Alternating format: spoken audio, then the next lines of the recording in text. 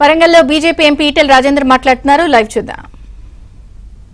ఈ green field highways కానీ national highways కానీ శరవేగంగా కన్స్ట్రక్షన్ జరుగుతూ ఉంటే నిమ్మకు నీరెత్తినట్టుగా వివరిస్తూ ఉన్నారు తప్ప ఆ రైతుల గురించి మీరు పట్టించుకునే పాపాన పోతలేరు. కాబట్టి తక్షణమే మీ కలెక్టర్లని మీ రెవెన్యూ డిపార్ట్మెంట్ని కమిటీలుగా వేసి ఎక్కడెక్కడ ఈ నేషనల్ హైవేస్ నిర్మాణం జరుగుతూ ఉన్నాయో, గ్రీన్ ఫీల్డ్ హైవేస్ నిర్మాణం జరుగుతూ ఉన్నాయో, ఇతరత్ర అవసరాల కోసం ఎక్కడ జరుగుతూ ఉన్నాయో, నువ్వు వేసేటువంటి 4th సిటీ కోసం ఎక్కడైతే ల్యాండ్ అక్వైజిషన్ కోసం ప్రయత్నం చేస్తున్నావో, నువ్వు అక్వైర్ చేసేటువంటి ఫార్మా సిటీ కోసం ఎక్కడైతే నువ్వు ల్యాండ్ అక్వైర్ చేస్తున్నావో,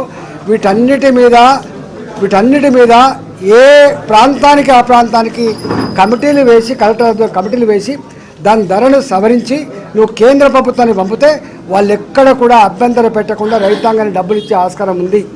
లేకపోతే కేంద్ర ప్రభుత్వం కూడా బదనామేటువంటి ఆస్కారం ఉంది.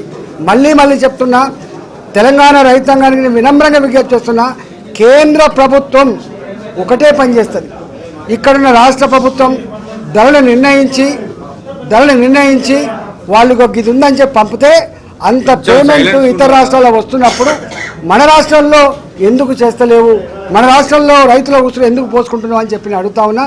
ఇవాళ నేను మొన్ననే పార్లమెంట్లో మాట్లాడినా, మళ్ళీ ఇవాళ ప్రధానమంత్రి గారికి ఎందుకంటే మా ప్రధానమంత్రి గారు చాలా పాజిటివ్ ఉంటాడు కాబట్టి, రైతు ఓరియంటేషన్లో పనిచేసే ప్రధానమంత్రి గారు కాబట్టి, గ్రామీణ ప్రాంతాల్లో రైతులను ప్రేమించే ప్రధానమంత్రి గారు కాబట్టి, ఇవాళ మా గడ్కరీ గారు ఎన్ని వేల కోట్లైనా ఖర్చు పెడదాం, ఎన్ని లక్షల కోట్లైనా ఖర్చు పెడదాం, కానీ మనకు సంతోషకరమైన పద్ధతుల్లో రోడ్లు వేసుకోవాలి తప్ప ఏడిపించుకుంటా సూసైడ్ చేసుకుంటుంటే మనం ఆనందపడి రోడ్లు వేసుకోవడం లేదని చెప్పి వాళ్ళు అంటూ ఉన్నారు. కాబట్టి నేను ప్రభుత్వానికి వినమ్రంగా విజ్ఞప్తి చేస్తున్నా, ఒక హెచ్చరిక కూడా చేస్తున్నా.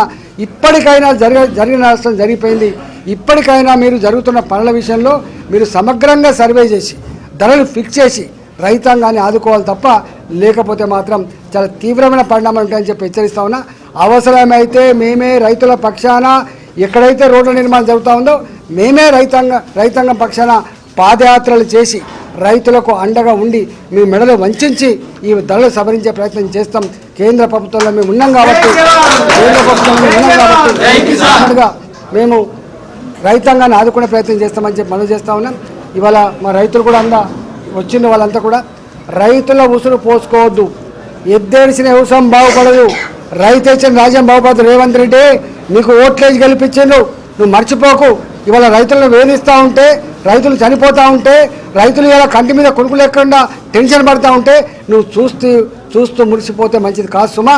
మొన్న మీకు కూడా నిజమే, ఇది కష్టంగా ఉందని చెప్పి మీరు ఎక్కడైతే ఇలా 4th సిటీ కోసం రోడ్లు వేస్తున్నారో ఒక్కొక్క ఎకరం 5 కోట్ల 6 కోట్ల రూపాయలు ఉన్నది, 5 కోట్ల 6 కోట్ల రూపాయలు ఉన్నది. కానీ ఇది విలువ 20 లక్షల 30 లక్షలు ఉంది. అందువల్ల రైతాంగం విషయంలో కూడా ఈ సమస్య పరిష్కరించాలని చెప్పి కోరుతున్నా. మరొకసారి విజ్ఞప్తి చేస్తున్నా, ఇవాళ ఇంతకుముందు చెప్పినట్టుగా ఉద్యోగుల సమస్యల మీదనే కాకుండా రేపు రైతాంగ సమస్యల మీద కానీ ప్రజలకు ఇచ్చిన వాగ్దానాలను అమలు చేయకుండా ఇబ్బంది పెడుతున్నటువంటి వాటి మీద రేపు ప్రభుత్వం మీద తప్పకుండా పోరుబాట సల్పే బాధ్యత ఇవాళ భారతీయ జనతా పార్టీ తీసుకుంటుందని చెప్పి మనం చేస్తూ, పోరాడే పార్టీకి, మీ పక్షాన నిలిచే పార్టీకి ఇవాళ భారతీయ జనతా పార్టీకి గెలిపించాలని చెప్పి నేను వినమ్రంగా విజ్ఞప్తి చేస్తాను.